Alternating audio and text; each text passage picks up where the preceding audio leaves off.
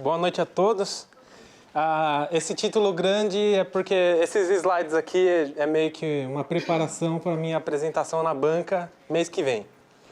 Então, dia 20 eu entrego o meu trabalho de conclusão final, né? Aquele textão ali de 75 páginas, explicando tudo isso daqui com mais tranquilidade, né? Tem que explicar todo o passo a passo e todo o desenvolvimento. E esse é o título, né? Que é um estudo comparativo. Na prática, acaba sendo um benchmark de Machine Learning e benchmark de Feature Engineering. E eu escolhi um desafio que, por exemplo, de um dos trabalhos que eu não consegui entregar, que eu trabalho bastante como freelancer também. Então, aqui vou mostrar para vocês o que acontece. Eu sou o Victor Venitz, né? Meu orientador é o Arnaldo e eu estou no mestrado profissional de computação aplicada aqui no Mackenzie. Agora um pouco sobre mim. Fiz bacharel de ciência da computação, pós de engenharia web no Senac. Agora estou no mestrado. Já tem um monte de fotinhos aí, né? Porque eu fiz um curso de matemática aplicada também. Nesse curso eu encontrei toda a base que faltava da minha graduação e da minha pós. E fui migrando de programador. Tá para dentro aqui? Ok.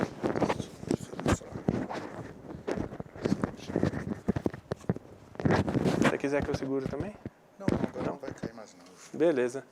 Bom, vi toda essa base e na época programando os modelos de meteorísticas, modelos de regressão, derivada, tanto que no curso tem uma parte lá que você tem que fazer 1000 derivadas, eu fiz 1000 derivadas uma por uma, assim, para gravar mesmo, né? E fui tentando fazer uns vídeos no YouTube, participei de um projeto open source, que é a School of AI, e depois um outro projeto open source também, que é a Escola Livre de IA. Tem vários vídeos no YouTube, né? Se vocês pesquisarem meu nome lá, vai ter playlist que eu já deixei pronta. Trabalhei, digamos assim, né, como CNPJ uns 9 anos só na K-Solution e na Tivity. Lá tinha vários servidores, então todo tipo de linguagem de programação. Comecei com suporte, fui subindo, acabei pegando sustentação, que é corrigir bug, enquanto uma operação de call center de 5.000 funcionários está lá esperando parado você corrigir para o sistema continuar funcionando, né? Caçar o bug, caçar na base de dados. Então já sofri bastante com isso. Fui bolsista da FAPESP, né? Trabalhando nessa mesma empresa, nessa mesma startup StudyHub. Nesse bolsista de FAPESP eu fiz análise de personas de clientes para seguros de celular, mas antes eu também fiz um freelancer aí numa consultoria de previsão de séries temporais para chuva. Então, de acordo com a chuva, você sabe se vai ter uma seca na fazenda ou um alagamento e sabe se cobra mais ou menos seguro. Então, assim, quando o seguro está lá te dando o preço, eles já sabem a possibilidade de riscos. E eu participei fazendo um desses modelos para uma dessas startups, né? Também trabalhei na Calunga com previsão ali de materiais nas gôndolas das lojas, né? Por exemplo, quantos materiais vai acabar vendendo naquele dia, para eu saber no dia seguinte de qual loja que eu peço para reabastecer aqui. Porque hoje em dia a ideia é igual que tem no Magazine Luiza, você não tem um grande centro de distribuição. As lojas que continuam abertas, elas são mini centros de distribuição, tanto para entregar delivery ou entregar na internet, no e-commerce, quanto para você reabastecer as lojas adjacentes. E também trabalhei na Zeta, que é uma startup da área da saúde. O projeto que eu fiz lá que me deu coragem de ir nesse projeto aqui, porque lá eu fiz uma série temporal também para previsão de sinistros dos planos de saúde. E depois eles perguntaram, dá para generalizar? Eu falei, tá bom, né? Eu escrevi toda a pipeline, na verdade usei toda a experiência para fazer nesse projeto aqui do previsão de máquinas também. É tudo série temporal, eu gosto bastante por causa do Bitcoin, né? A gente consegue programar os robozinhos lá e fica bem mais fácil para ganhar alguma coisa. Aí acabou que esse mesmo pipeline foi para 9.000 bases de dados diferentes, ou 9.000 contratos diferentes, de vários planos de saúde, né? Bradesco Saúde, Intermédica e por aí vai. E nos últimos 5 anos que eu comecei mais com ciência de dados, eu dando aula, também dei muita aula particular para ter prática, né? É a minha forma de estudar, que é estar aqui falando para vocês. e dei aula também na pós de Inteligência Artificial do Senac. Ainda não sou professor fixo, estou querendo. Se faltar algum professor, me avisa que eu dou conta aí. Aí, então, basicamente, um pouquinho, eu vou falar para vocês aqui, né, sobre a minha pesquisa aplicada, que tem um pouco de diferença da pesquisa científica e da pesquisa aplicada, né? Então, aqui a ideia não é criar, é eu ver o que tem nos artigos, o que os artigos de revisão falam e tentar aplicar aquilo. E para não ficar algo muito sem sal, pegar um desafio que eu ainda não tive, né? E tudo isso envolve séries temporais. A pretensão é para máquinas de setor industrial, então são máquinas grandes. Tem uma pipeline de dados, como sempre, e a gente quer evitar os dados imprevistos ou indesejados. Eu vou explicar tudo isso para vocês aqui. Aí começa assim, né? Um branco. Eu queria apagar a luz, mas eu não queria assustar o pessoal. Aí você começa um branco e você começa a perguntar, né? Por quê? O que está acontecendo aqui? Aí você começa, o que está acontecendo? Alguém pode resolver isso daqui? Alguém previu que ia quebrar? Imagina que eu estou aqui na apresentação e escureceu tudo. Eu queria deixar tudo escuro e só aparecer ali em branco para vocês e depois acendi a luz de novo. E o que a gente pode fazer para isso? E essa é a ideia, então. Aí o problema da pesquisa, né? Isso daqui é uma das fotos que, nos últimos anos, como freelancer, eu vou visitando as fábricas e essa é uma das fábricas em que eu ouvi eles falando, olha, eu tenho o IoT aqui, eu capturo os dados, eu tenho o corpo, mas não tenho o cérebro. Eles não sabem o que fazer com os dados. Eles tentam fazer alguns BIs, isso eu vi em várias startups, mas eles precisam, como que eu vou tratar, cuidar, como que eu utilizo esses dados para ter a IA? E isso daqui, digamos assim, é um cenário mais alto, mas ao mesmo tempo, nessa startup, que eles têm tudo organizado e anota todos os dados, ao mesmo tempo é um desafio maior para mim também. E aí, por exemplo, a gente... Deixa eu ver, desequilíbrio. Tá. A ideia é prever alguma coisa indesejada ou que você não previu.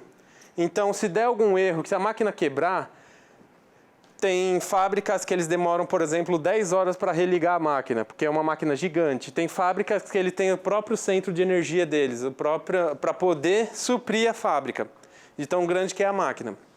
Por exemplo, uma vez tentaram me pedir numa fábrica de carros da Ford, em que ele falou, olha, minha máquina demora 17 horas para ligar. Eu consigo aproveitar essa energia no meio do caminho? Ainda não sei, talvez seja o meu doutorado. Aí, as categorias de manutenção, né? São 4, basicamente. Geralmente é 3, mas hoje em dia é 4, que é a manutenção corretiva. Quando, por exemplo, igual o outro slide, de repente quebrou. Estava funcionando, de repente quebrou.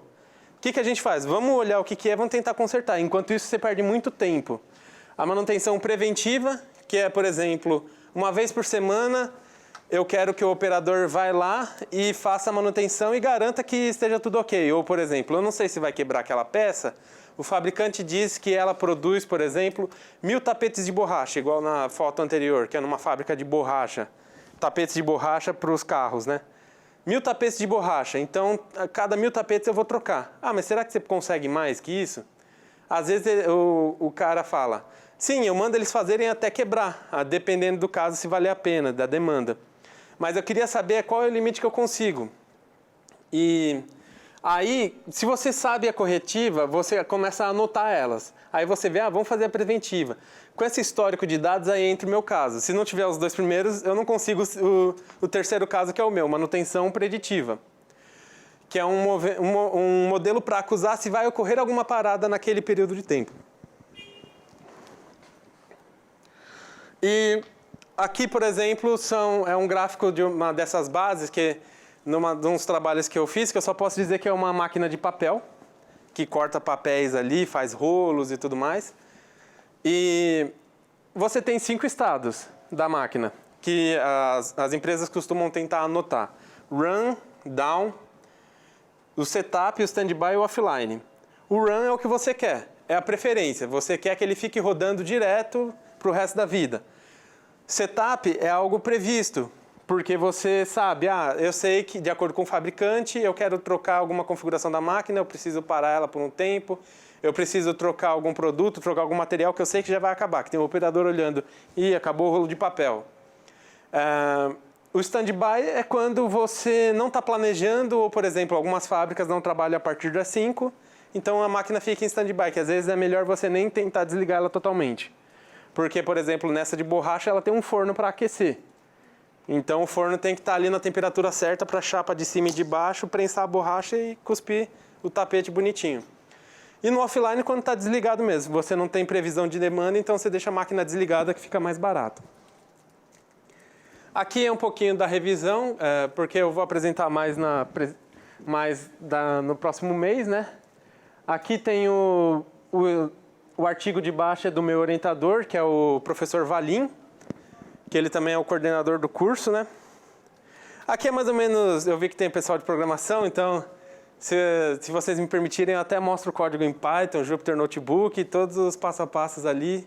Se tiver alguma dúvida de código, eu explico, que eu já dei bastante aula assim, dando a cara a tapa no YouTube, então você quer perguntar como que é aquele fielce ali, eu explico.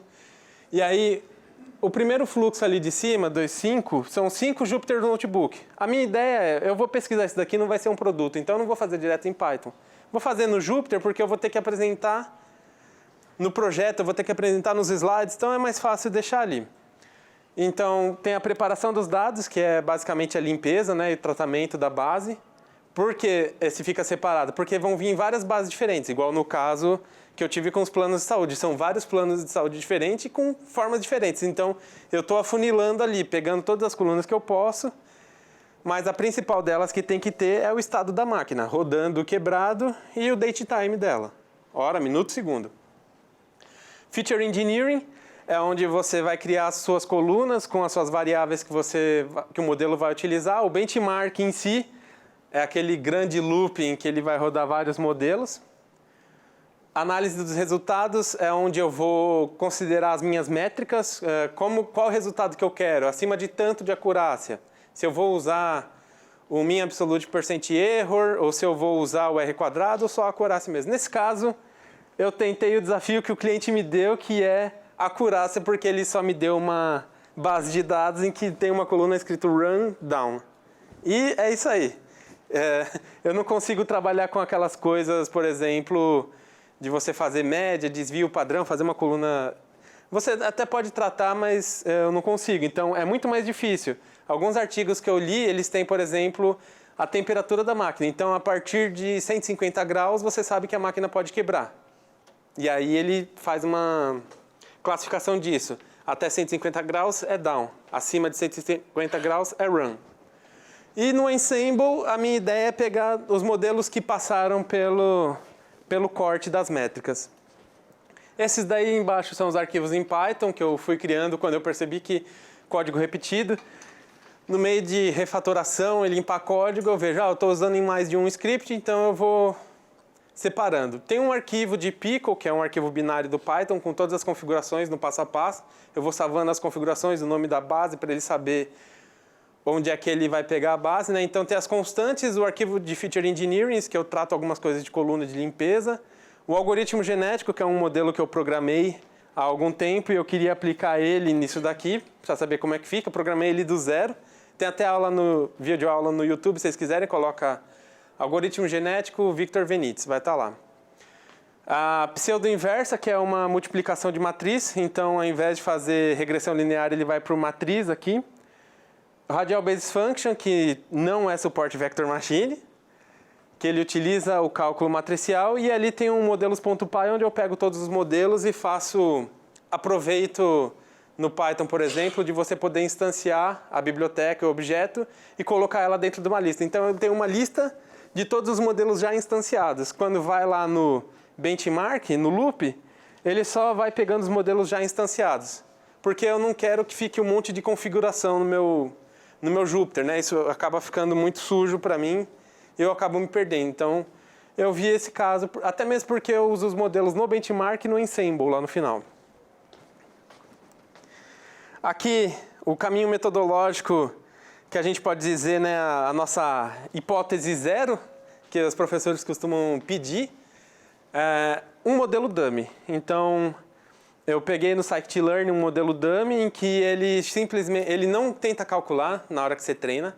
Na prática, quando você pede lá fit predict, no predict você deixa configurado se quer aquele chute tudo 1 ou tudo 0 ou se quer aquele chute aleatório. Ou seja, essa é a minha base. Qualquer um desses modelos, que já é difícil por padrão, por isso que os caras tentam contratar assim, algum freelancer para ver se tem algum cara bem nerdão ali que consegue. Nesse projeto eu não consegui, por isso que eu trouxe ele para o mestrado. E já tem algumas empresas que eu visitei, dessas fábricas, que eles falaram, olha, se você conseguir 1% acima da média, já é bom para mim, porque 1% para mim é o equivalente a, por exemplo, 10 mil tapetes que eu vou economizar.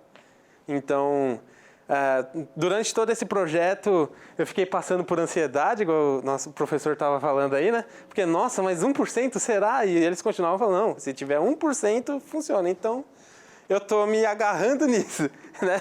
Eu estou lá me afogando, mas estou me agarrando nisso. Não, calma, 1% é alguma coisa. E a minha hipótese 0 é 0, 1 ou chute aleatório. A ideia é que do meio de milhares de modelos vai ter aqueles, em teoria, né, do Pareto, por exemplo, aqueles 20% que são melhores. Aí daqueles 20% eu vou tentar filtrar e pegar os modelos que vão me trazer alguma coisa. Dos fornecedores tem aqui a base de papel e algumas outras aí, né? Um deles da IFM, até de um colega nosso do curso. Mas tem um pessoal que se ofereceu, então tem empresa ferroviária, tem base no Kaggle, tem base de turbina da NASA. Eu baixei todas elas e, por exemplo, qual que eu escolho primeiro? Eu fui na de papel. Até mesmo porque você fica com o fantasma do passado na cabeça, falando, não, tem que ser essa. Vai que eu volto no cliente e ele me aceita de volta. Porque freelancer é assim, às vezes a gente pega um serviço, define o preço e é aquele negócio, se não conseguir o resultado, você não vai receber. Mas se você conseguir ou algo parcial, eu aprendi isso nos próximos contratos. Eu coloquei, olha, vamos contratar 3 meses para ver estudo de viabilidade, depois mais 3 meses para fazer um MVP ou uma POC. Aí eu consegui argumentar melhor. Mas no começo, lá no efeito Dunning-Kruger, né, que você está se achando, eu falei, não, pode deixar comigo, se não der certo, você não paga. E é claro que eu me ferrei, por isso que eu estou aqui. Então, Feature Engineering, eu recomendo esse livro aí, Feature Engineering for Machine Learning, da Zoe. Basicamente, a minha preocupação foi se vocês não conseguissem enxergar, né? Então, tentei deixar todas as figuras grandes. Mas da Feature Engineering tem basicamente 3 coisas que eu acabei pegando mais do conceito do SARIMA, né? Do ARIMA, que é basicamente as colunas que você consegue pegar por ciclo, que é chamado de coluna ad hoc, que está o exemplo aí do print, quando você pega ali da data. Você separa uma coluna para o dia, então você coloca 9, 10, 11, 12, outra coluna para o mês, para o ano. Então, se o cliente me der uma coluna do estado da máquina e outra coluna do date time, com esse date time eu consigo, através do Feature Engineer, gerar todas as colunas.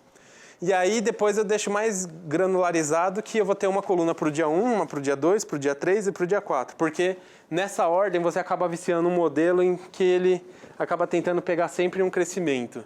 No começo com o Bitcoin eu percebia isso, então eu utilizo essa de dia para gerar dia 1, 2, 3 e depois apago essa de dia. Eu deixo bem específico, uma para cada minuto, para cada hora, segundo, ou de acordo com o meu desafio. No caso que eu mostrei no slide anterior, essa base de dados são só 2 meses que ele me passou, que é uma amostra, né?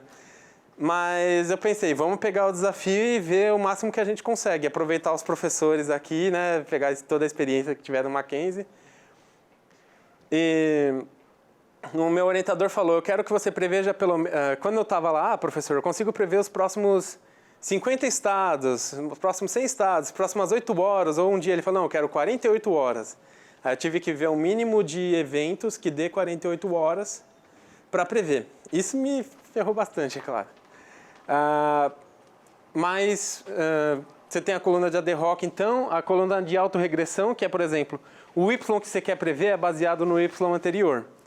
Com isso, você pode pegar sequência de estados, por exemplo. E a média móvel que eu brinquei ali, porque depois que você transforma a classificação run e down para 0 e 1, você ainda consegue pegar ali, por exemplo, uma média móvel que eu fiz para saber qual que é a média de eventos anteriores run. Porque aí ele vai saber, na sequência de estados. Se eu tiver 10 runs, geralmente tem um down depois.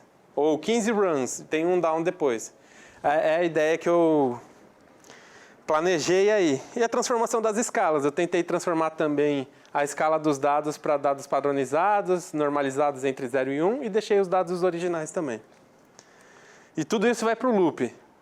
Aqui sobre as colunas, eu tentei pegar as colunas, por exemplo, aleatoriamente. Quero 50% das colunas, 40%, 70%, 80%. Isso está no loop também. Então, para um modelo, ele fez todos esses testes aqui relacionados. Então, quando eu mostro para vocês mais para frente, vai ter 2.300 rodadas, porque eu utilizei 100 modelos, mas eles rodaram em 20 variações de Feature Engineer e 20 variações ali de configurações, né? Um pouquinho, como eu vi que tinha o pessoal que não ia ser só os... Peraí, tá, isso daqui tá certo.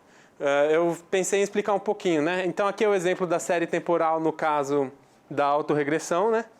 Vocês estão vendo ali a coluna -1, -2, -3. Tudo que eu fiz é basicamente... Eu pego esse cara aqui e jogo para baixo. No Pandas, lá no Python, é Shift. Então, o Y anterior vai ser o que eu utilizo para prever o próximo. E quantos mais Ys eu puder pegar, vai me ajudar, porque nisso eu acabo gerando meio que assim, olha, essa foi a sequência de eventos anteriores. Você consegue prever a próxima? A média móvel, aqui está um exemplo da média móvel, né? Eu pego essa média móvel, por exemplo, dos últimos 3. E aqui, se for dos últimos 4 eventos. Então, é só para um exemplo da média móvel. Aqui são os modelos utilizados. Regressão linear, suporte vector, Gaussian Naive Bayes. Tudo que tinha no scikit-learn, mais os que eu programei que eu não vi no scikit-learn, eu fui lá e programei. Tanto regressão quanto classificação. Os filtros satisfatórios aqui, que eu que pudesse me satisfazer para arbitrar, né? Então eu coloquei que a acurácia, todos esses que é no quarto script do Jupyter ali, né? Tudo que for acima de 50% eu quero na acurácia, no treino e no teste, na acurácia balanceada, no treino e teste. A acurácia fitness é um cálculo que eu vi lá que eu multiplico o verdadeiro positivo e o verdadeiro negativo. Então, se um dos dois for 0 ou os dois forem pequenos, ele zera a acurácia. Então, você sabe que não vai adiantar. E no F1 Score também, se bem que o F1 Score ainda não está me agradando aqui. Desculpa. As rodadas, antes de me comprometer nessa apresentação, eu tinha rodado antes, deu 2.600 rodadas, 218 modelos diferentes. Agora, para hoje, o que eu consegui rodar foi 2.800 rodadas, modelos, variações de modelos diferentes, né, com variações de Feature Engineering, e demorou ao todo 39 horas, direto. Deixei o notebook fritando lá. E deu 272 modelos na nota de corte. Quando eu passo esse corte da acurácia, deu esses modelos. Mas eu também estou testando o corte dos modelos dummies. Então, por exemplo, se a base de dados ela tem uma proporção de 60% run, 40% down, a acurácia mínima de um modelo dummy, de um modelo leigo, é que ele já acerta 60%. Então, eu estou olhando isso daí e tentando, por exemplo, ver os ciclos ali para não prejudicar nessa parte. Aqui são as métricas de resultado. Eu sei que não vai... Eu tentei fazer maior aí, mas são a média o R² para classificação não dá muito certo nesse modelo, principalmente.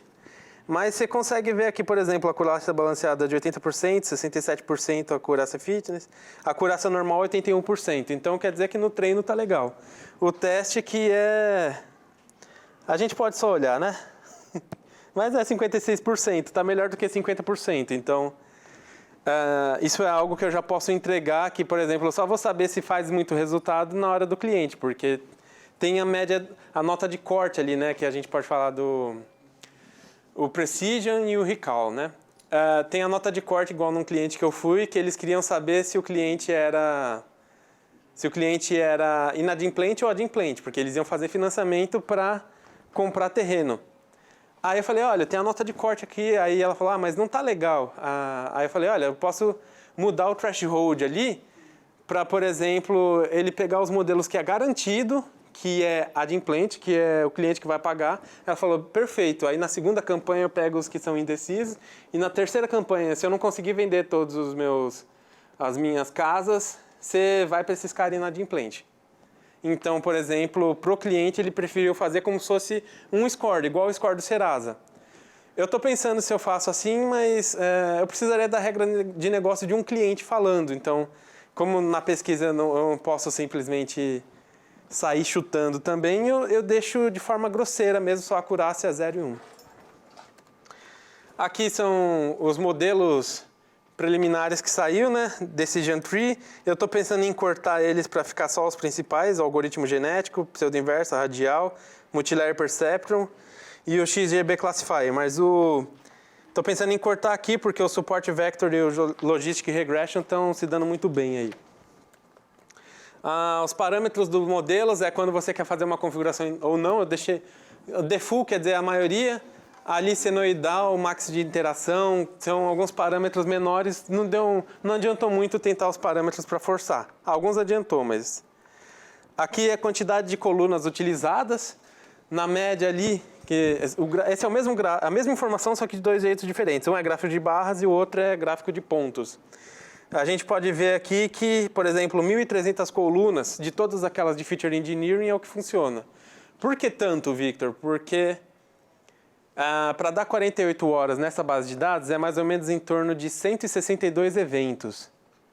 Aí eu não consigo utilizar os 162 eventos anteriores porque eles são para o teste. Eu tenho que cortar a base. Então eu uso, por exemplo, do 163 até o evento 320 para prever. Então eu vou gerando ali 320 colunas e vou mandando ele gerar as colunas no Feature Engineering. Aí ele me falou que das 2.000 que eu gerei, 1.000 e pouco é o suficiente. Que é esse cara aqui, por exemplo, a frequência. 60 modelos conseguiram ir bem com 1.000 e poucas colunas, ao invés das 2.004 que eu apresentei ali para o benchmark. O ensemble da análise, então, isso daqui é um exemplo bem genérico, mas acaba sendo isso, né? Aquele terceiro arquivo de Jupyter é onde eu pego os modelos e corto, e na análise eu corto. No quinto arquivo de Jupyter, é o que ele faz, pega esses modelos, roda eles de novo e faz a previsão final. E aí tem acho que eu coloquei 4 tipos de exemplo de ensemble que eu estou testando ainda, para ver qual que é mais útil para mim, né? Porque isso daqui é chamado também de um metamodelo, porque eu estou fazendo um machine learning do machine learning, uma IA da IA. Então, eu rodei vários modelos, é como se ele fosse um orquestrador ali para ver os modelos que estão fazendo mais sentido. E aí tem 4 métodos que eu ainda estou testando, que é o hard vote, que é votação crua, ver quais modelos votaram nele e deu certo. Mas, por exemplo, se tem um desses modelos que ele está indo bem, só que ele perdeu na votação, mas ele está acertando, aí eu estou tentando testar também com Random Forest. Eu chamei esse de Top Model Ensemble porque eu vi lá no livro de Hands-on Machine Learning que ele falou do Random Forest, mas eu pensei, e se eu quiser testar um dos meus modelos? Então eu fiz ali, top modelo com a maior frequência que passou na nota de corte, esse é o cara que vai decidir o resultado dos outros modelos. Então isso pode estar sempre mudando. Tem horas que acaba sendo o Logistic Regression, tem horas que acaba sendo a pseudo-inversa, tem horas que acaba sendo Support Vector Machine. É um modelo que nas rodadas foi melhor, ele está chegando aí. Aqui o exemplo do Hard Mode, então, que é a votação do resultado. Esse daqui é mais ou menos o gráfico dos 160 eventos que ele dá mais ou menos aqui os 2 dias. Então eu estou tentando prever os próximos 2 dias. Em cima é o run, embaixo é o down. Então, assim, ele pode não prever todos os downs, mas se ele tem um alerta de que pode haver um down, pro gestor ali, pro supervisor daquela máquina, já é o suficiente dele para saber, eu adianto minha manutenção, lembra? Corretiva, preventiva, preditiva. Com a preditiva, eu estou falando, olha, pode ter um risco ali da minha previsão, durante esses 2 dias, tem risco de acontecer 10 quedas, 20 quedas, 30 quedas. E ele fala, olha, então eu vou adiantar minha manutenção preventiva para evitar que a máquina quebre sem eu saber. Eu prefiro que ela pare quando eu souber que eu controlo do que sem saber. Aqui é o exemplo da floresta, né? Eu usei o Random Forest, então de todos aqueles modelos, por exemplo, 5 modelos, eles entregam resultado para o Random Forest. Então, as colunas X, as colunas que eu vou usar para o modelo do Random Forest, é o resultado dos anteriores. É como se ele fizesse um senso comum, ou um bom senso ali, né? De avaliar qual modelo que está sendo mais sensato. O Ensemble Top Model, nesse caso aqui do print, qual que foi que ele conseguiu? Ah, não, esse daqui é o da Top Model. Esqueci de colocar o nome, mas esse daqui é o do Top Model. Vocês vão perceber que ele foi parecido com o Random Forest. Mas se tiver algum modelo que dê certo, eu quero que ele apareça. Então, assim, eu preciso ver todas as possibilidades porque é uma pesquisa. Eu estou testando todos os modelos para encontrar o caminho ali que eu vou navegando. E aqui, só de brincadeira e só de raiva, de ansiedade, eu falei, e se eu quiser fazer um modelo recall? Ou seja, toda vez que der um estado down, você fala que é down. Aí ele sempre vai lá down. Mas isso daqui eu coloquei só de raiva. Então a estrutura final, eu vou definir um ensemble melhor, vou definir a configuração dos modelos.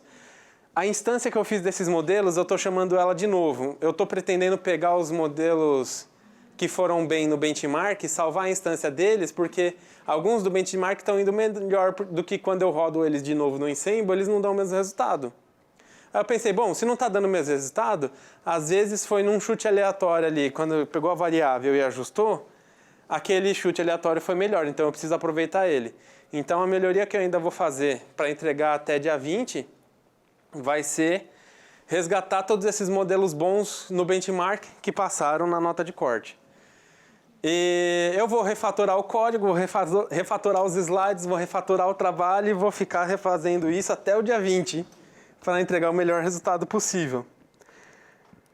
Porque explicar toda essa jornada acaba sendo uma coisa importante no trabalho, né? O professor quer saber como é que eu cheguei nisso. Às vezes pode não ser o melhor resultado, mas se não existe artigo falando se é ou não possível fazer uma previsão de série temporal com classificação, pelo menos agora tem o meu.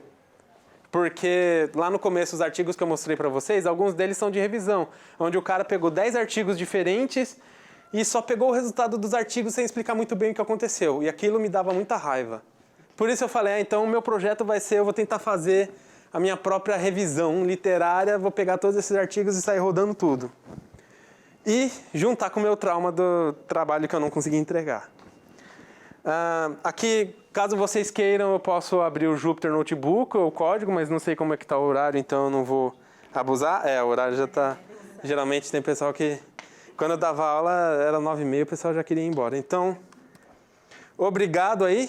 Vocês podem pesquisar meu nome, Victor Venitz, no YouTube, que tem as minhas videoaulas lá, no LinkedIn e tem no GitHub, github.com/Victor Venitz. É tudo Victor Venitz. Só o LinkedIn que é com hífen, no YouTube é youtube.com/Victor Venitz. Deixa eu ver o que mais, falta mais alguma coisa? É isso, obrigado. Façam as perguntas porque, como eu vou apresentar na banca, é melhor perguntar agora do que eu ser surpreendido depois. Então, a pergunta mais besta vocês podem fazer porque... tem que ser algo que esteja claro, senão o cara da banca vai perguntar, então quer dizer que eu não expliquei direito. Quando eu fiz a qualificação, ele falou, nossa, seu slide está explicando muito melhor do que quando eu li o seu texto. Então, obrigado. É isso aí.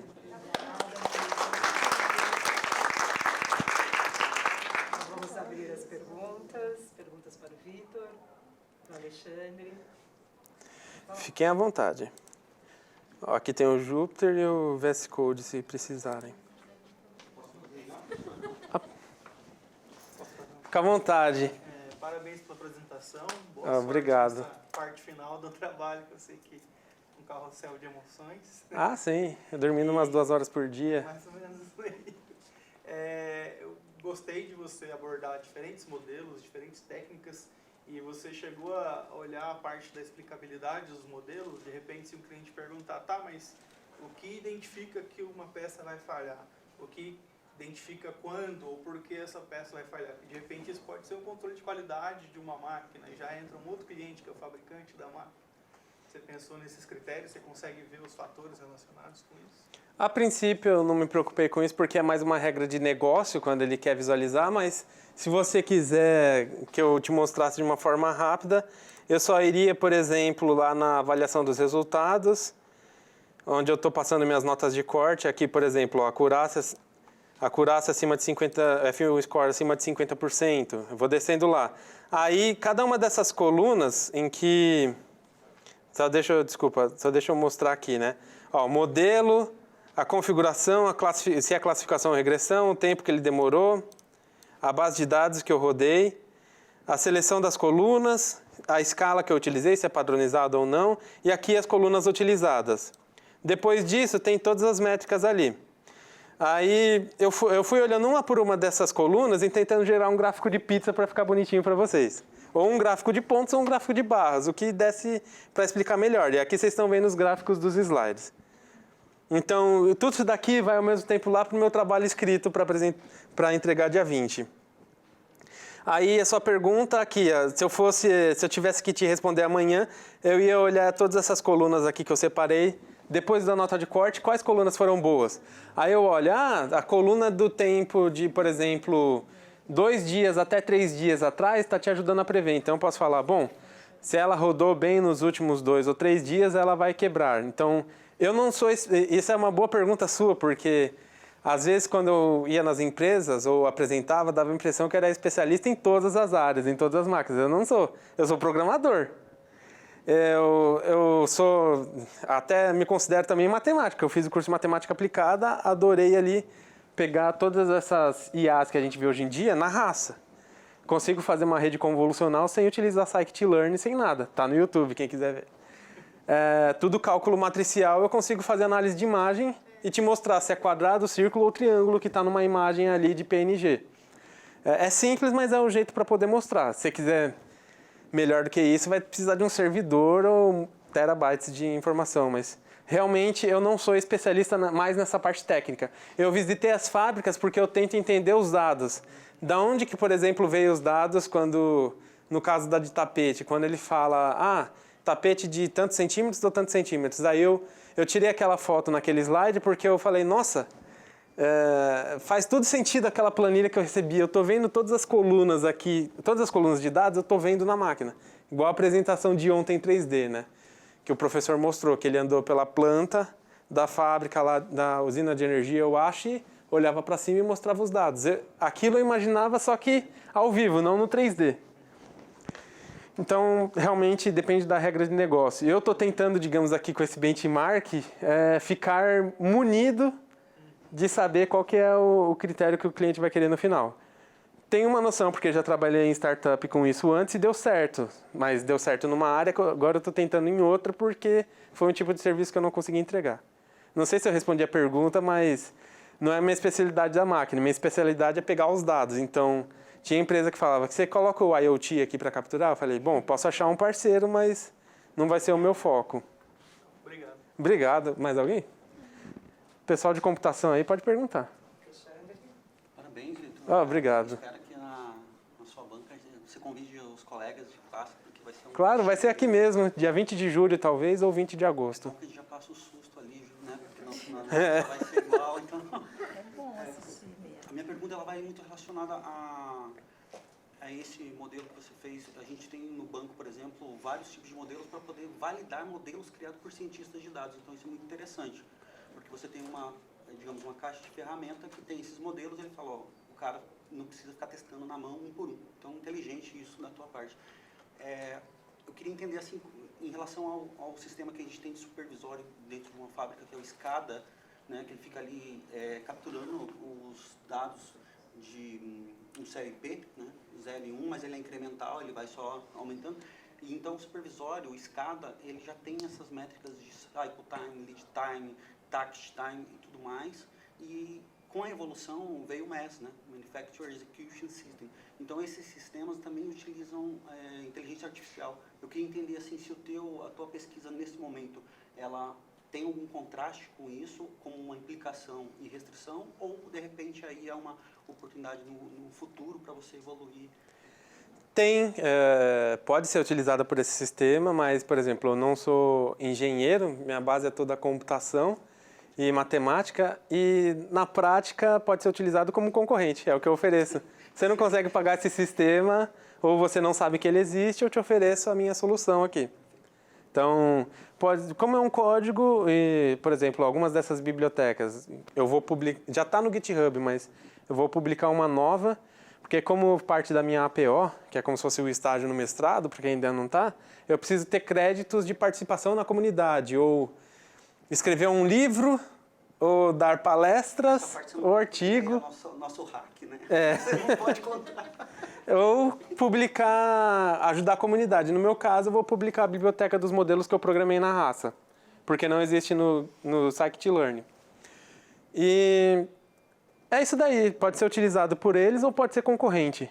Óbvio que o deles está muito mais preparado na base, que nem eu falei lá da corretiva, preventiva, preditiva e o próximo estágio, que eu não tratei, que pode ser, por exemplo, o meu doutorado, é a prescritiva. Se eu previ que quebrou, qual é a ação e o que você deve fazer agora para que não aconteça lá na frente. Aí pode ser, por exemplo, o meu doutorado, mas eu precisava estar nessa base aqui. Então, o deles vai estar isso muito bem feito, manutenção corretiva e a preventiva, que nem você falou. Ele já tem os dados da máquina, da peça, ele já sabe mais ou menos o desempenho da peça e ele sabe quando pode ocorrer. Isso ok, mas eu tive essa mesma situação quando eu visitei a fábrica, que nem eu falei. O cara falou, eu tenho todos os dados, eu tenho uma noção do que acontece, mas eu não sei direito o que vai acontecer. Ainda está um pouco pragmático. Eu venho ali para suprir esse pedaço. E no Brasil tem muita fábrica ainda que utiliza isso, tem muito lugar que ainda usa planilha do Excel. Falar isso, planilhão. É. Salvação da lavoura. A planilha do Chicão tá aí, todos os outros... você tenta criar um monte de sistema e a planilha do Chicão sobrevive sempre. Nós vamos todos sucumbir e o Excel vai se manter operando. É. Mas é porque não tem um código ali, a pessoa consegue fazer na mão, né? Uma pessoa leiga consegue se virar com a planilha às vezes. Então depende muito da adoção da empresa. Teve muito lugar que eu trabalhei o projeto, foi até uma discussão ontem. Eu fiz ali tudo bonitinho, o cara pegou, mas eles não utilizaram. E resolvi o problema dele. Agora teve empresa que eu fui, igual na startup da saúde, de seguro, era algo que o dono chegou lá e eu, por exemplo, fui tentar falar direto com o dono, com a diretoria. E o cara me contratou e ele mandou, aplica isso daí. E a equipe de desenvolvimento teve que usar o que eu fiz. E hoje em dia eles usam. Então depende muito da cultura e da diretoria na hora de usar. Obrigado, viu? Obrigado. Tudo certo, a gente vai estar lá. É isso aí, eu vou comparecer no seu também, só me chamar. Mais alguém? Dúvidas pode ser o mais leigo possível. Tem que estar explicado porque senão eu não tiro 10. Oi? Esse algoritmo que você programou, você chegou a validar ele em outras bases também, além dessa que você está fazendo? Eu cheguei a testar, porque a ideia é generalizar, mas eu estou dando um foco nessa daqui por causa da pipeline inteira. Então eu posso aplicar nas outras bases porque elas estão no mesmo padrão, mas eu estou focando nessa da máquina de papel, porque como a ideia é a programação em si, né, que é o mestrado de computação, eu estou focando de que toda a parte técnica esteja ok. Não que seja a IA em si, mas claro que eu quero a IA. Mas eu estou testando com a de papel e do jeito que eu fiz na preparação, que aqui são os 5 Júpiters que vocês viram lá, né? Preparação. Do jeito que eu estou na preparação aqui, por exemplo, máquina de papel. E aí eu tenho aqui start time, a razão, a duração e o evento. Que em si, razão aqui ele deixa mais específico. Por exemplo, deu erro. É porque quebrou o papel, quebrou a lâmina de corte, ele dá a explicação. Eu não estou pegando esse detalhe dos dados, mas ele pode ser usado se preciso. Até mesmo porque, que nem eu falei, eu não sou especialista neles, mas eu vou tentar usar. Então, assim, eu programei toda essa pipeline. Então, a minha preocupação de refaturar é que se eu quiser aplicar outras bases, vai ser bem simples. Porque se eu tiver o date time e o evento, pode ser a turbina da NASA, que nem eu vi, pode ser o que você quiser ali que vai funcionar. Então, até lá eu pretendo ainda colocar no trabalho para ver se ele enriquece mais. Você já deve ter visto, mas vou dar uma observada no Streamlit. em Python para você subir, não no Jupyter, mas daí para ele ficar mais interativo e nessa linha de interface web. Ah, concordo. Você vai conseguir muito mais rápido mostrar esse resultado.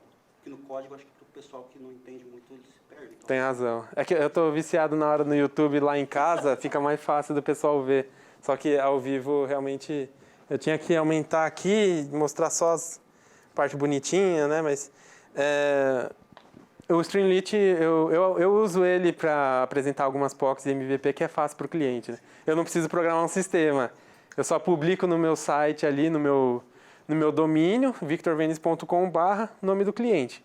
Login e senha, e ele abre ali um exemplo simples. Eu lembro sempre ele que aquilo não é um Power BI, não é o meu objetivo ser o concorrente do Power BI. E sim um modelo para ele usar no Power BI, por exemplo, ou no sistema. Não, cara, relaxa. Tá tranquilo. Mais alguém? Pessoal da graduação aí que é... Pergunta. Com o meu mestrado, assim, qual foi a maior dificuldade que você teve nessas bases? Teve alguma coisa que quebrou o seu código pra caramba? Tipo, Até entender os dados é o dado em si, mas isso foi, digamos, os primeiros... Geralmente falam, né, a maior parte acaba sendo os dados, mas nesse caso aí, como eu enxuto os dados para o mínimo possível, foi, digamos, os primeiros 40% do tempo foi os dados, entender eles e fazendo a pipeline, mas acho que a maioria é o código mesmo, o algoritmo da pipeline, porque você fazer um algoritmo que seja dinâmico, que não seja engessado para cada nome de coluna, cada variável, para cada tipo de base de dados é complicado. Tanto que assim, o único momento em que eu estou engessado, declarando ali o nome da coluna da variável, nome da coluna, base de dados variável, é no primeiro Jupyter. Em todos os outros Jupyters é tudo variável, não existe uma string fixa para alguma coisa, é tudo variável. Isso, no caso que a gente teve aula aí no mestrado e tem na graduação, isso acaba sendo um negócio lá da complexidade computacional mesmo. passou raiva. Bastante. Muito código, ficar refatorando o código até ele se adaptar para não ter problema com colunas diferentes, modelos diferentes, resultados que nem vocês estão vendo. Qualquer métrica. Eu literalmente, assim, digamos, olha o que o ódio faz às vezes, né? De não ter entregue o trabalho. Não importa a métrica que você quer. Escolhe a métrica. Escolhe a coluna que você quiser. Escolhe a base de dados que você quiser. Eu rodo aí, ele vai funcionar. mas a sua grande dificuldade, pelo que eu entendi, foi pré-processar esses dados, né? No começo foi, no primeiro semestre, assim. Depois, segundo semestre, terceiro semestre, foi só código mesmo. Muito código, porque Qual a sua pesquisa? é abstração mesmo. É abstração de computação. Não foi nem a preocupação dos modelos, porque isso daí eu já programo há algum tempo, e nem base de dados que... Eu trabalhei um tempo só com banco de dados, né? Base com milhões de CPFs lá no Nativity, que é mainframe. Já dei o update sem o ERD em 32 milhões de CPFs do Santander. Não tá mais lá, né? Não, demorou tanto tempo que deu tempo de eu olhar e eu falei, processando o quê? Aí eu olhei, aí por padrão eu deixo o rollback, consegui dar o rollback. Era tão grande que deu tempo de dar rollback, voltar à vida. Teve uma transação, paguei, nossos Né? dados estão entregues. Pois é. Mas existe todo um trabalho em cima, viu? Eu tenho só uma dúvida. Você falou no começo que você tinha cinco estados, né? Sim. Você está fazendo com 2, né? Se você está prevendo. Isso, o meu foco acaba sendo os dois, porque offline você não quer prever. Offline é quando o supervisor da área fala, não tem demanda, desliga a máquina. Standby é quando você fala, estamos esperando a demanda. Quando aparecer a demanda, você liga. Setup é quando você muda as configurações da máquina para ver quantos papéis por segundo você quer, quantos tapetes por segundo você quer, qual operador, porque cada operador, que nem eu vi na de borracha, como eles tinham esse olho em cima, ali tem um IoT em cima, câmera térmica e tudo mais, cada operador operava a máquina de um jeito diferente e tinha uma performance diferente. Então, é igual você configurar ali o seu Windows, o seu navegador do jeito que você quer. Cada operador tinha o seu setup, a sua configuração da máquina. Então, eles deixavam isso pré-pronto e mudava toda a configuração da máquina para aquele operador ser mais performático. Então, os setup, standby, offline são paradas, mas não são paradas imprevistas ou indesejadas. Você sabe que vai parar. O problema é o down, que é quando dá um erro mesmo. Travou. Você perdeu a produção, você perdeu o material, a máquina quebrou, estourou alguma coisa, deu um curto-circuito dentro da máquina e você tem que descobrir o que é para consertar ela. Então, eu arbitrei isso daí pelo que eu já perguntei assim para cliente. Então, eu tirei esses 3, deixei só o run e down, até para facilitar modelos de classificação. Mas no final, que nem eu comentei sobre score, para você ter um score sobre o run e down, qual que é o percentual do meu score de 0 a 100 de dar uma quebra de máquina? Fica mais fácil só de regressão. Mas eu testei a classificação porque teve artigos que falaram de classificação. Então eu joguei tudo ali para ver o que acontece. Se você chegou a colocar mais de 2 estados dentro. Cheguei a colocar, em alguns momentos ficava pior, porque imagina ali o offline. Pode ter algum cliente que ele tenha um outro estado que seja importante para ele, que seja algo que entra na previsão. É por isso que eu Pode, não sei se você já fez o teste e como isso impactou. pode até ter, mas eu cheguei ali, digamos, aqui, no caso desse daqui, 2.000 runs, 1.600 down, 1.200 setups, 400 standby, 17 offline. Vai sendo muito pouco, porque como é previsto setup, standby e offline, você tenta ter o menos possível ali para aparecer mais eventos de run, rodando a máquina. Então, eu cheguei a pensar nisso, mas Os modelos que você está mexendo não é... eu apliquei neles, mas acaba atrapalhando o modelo, porque são poucos dados. Eu não consigo nem separar treino e teste certinho, porque numa série temporal ali eu preciso pegar os últimos dias. Eu não consigo pegar de alguns dos dias anteriores para ter uma base estratificada ali, proporcional de setup, standby, no treino e no teste. Entendeu? Isso acaba sendo uma coisa difícil. Se eu fizer, eu vou estar roubando, porque série temporal tem que ser, como o próprio nome, uma série. Tem que ser uma sequência. Então, quando você treina e teste, você não faz cross-validation, por exemplo. Você tem que fazer o tempo anterior, você usa para treino, e o tempo seguinte você usa para predição. Então, realmente foi uma decisão arbitrária, porque não foi relevante para mim. Acabou até me atrapalhando. Pelo peso que são as outras variáveis. É. As que você usou são bem mais pesadas. Tem modelos multivariados que eu já rodei, igual o Radial Basis Function, que ele funcionou bem. Assistam no YouTube. Victor Venitz, Radial Basis Function. Que ele foi múltiplo classificatório ali. Um modelo previu 3 classificações diferentes de imagem. E ele conseguiu prever bem. Mas porque eu tinha 500 imagens de cada um. Estava estratificado ali, estava certinha a quantidade. Agora, nesse caso, não está. Está totalmente desproporcional. Então, eu tive que cortar para ter um foco maior. Mas chegou essa dúvida ainda de, por exemplo, eu fazer, ao invés de cada um específico, eu renomear e fazer assim, o down e não down. Então, setup, standby, offline e o run vai ser tudo renomeado para não down, ou seja, não quebra. Quebra e não quebra. Mas ainda não sei se vai dar tempo de testar e eu não sei se vai valer a pena. Estou pensando ainda, se eu chegar a um desespero ali, se estiver muito ansioso, eu posso fazer. Mas, mais alguma pergunta?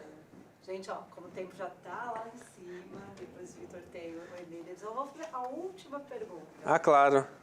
Vitor, e se você voltar lá naquele seu cliente, você consegue agora resolver o problema dele? Ah, eu acho que eu consigo. Porque agora eu sei o caminho, no começo eu não sabia. E assim, o cliente que eu peguei, igual esse da borracha, ele já tem os dados ali.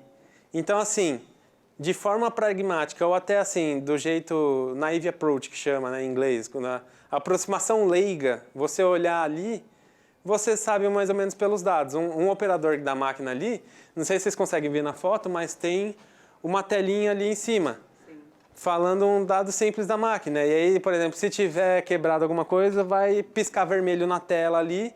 Tem uma outra que eu não posso mostrar, mas que é da foto térmica. Tem um monitor do outro lado da máquina, que é a foto térmica de cima do forno.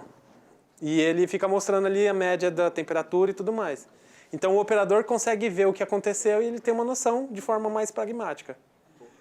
Mas eu não sabia disso no começo quando eu peguei. Agora, estudando isso, eu sei e eu sei como avançar. E que nem eu falei, depende só da... Acho que eu respondi ele. Depende só da regra de negócio agora do threshold. O quanto ele quer sacrificar. Igual o médico. Você quer um falso positivo numa doença e arriscar de fazer outro exame só para garantir que está doente ou não? Isso acaba sendo igual lá que eu dei no exemplo de financiamento para o cliente que vai dar call-out ou não. Você quer arriscar só os que é garantido que vai ser ou não. E nesse caso aí eu deixei no meio, mas ele vai decidir. Não, eu quero só os garantidos que vai quebrar. Porque tem alguns momentos que tem quebra de máquina ali que o sistema registra assim, 1 minuto, porque o operador viu, ele já sabe de cabeça o que é, ele aperta um botão ali, liga, desliga alguma coisa, ou aperta um botão de resfriamento que cospe um ar frio e cospe um pouco de água no forno. Ele já sabe fazer algumas dessas correções mais simples. Mas, a princípio, não está bem estruturado esses dados para eu ver. Então, eu não sou tão especialista para ficar ali, por exemplo, qual o motivo específico daquela quebra. Mas, obviamente, que com ele olhando, que já aconteceu várias vezes, assim, por experiência, eu mostrava pro cara e ele, não, já sei isso daqui. Ele, faltava só essa vírgula que ele me falou, que aí eu mudava ali no modelo e ficava perfeito e satisfatório, que nem eu falei. 1%, que é o que eu já estou conseguindo a mais, assim, eles já são contentes, já ficam felizes porque economiza muito. Mas... Obrigado, gente.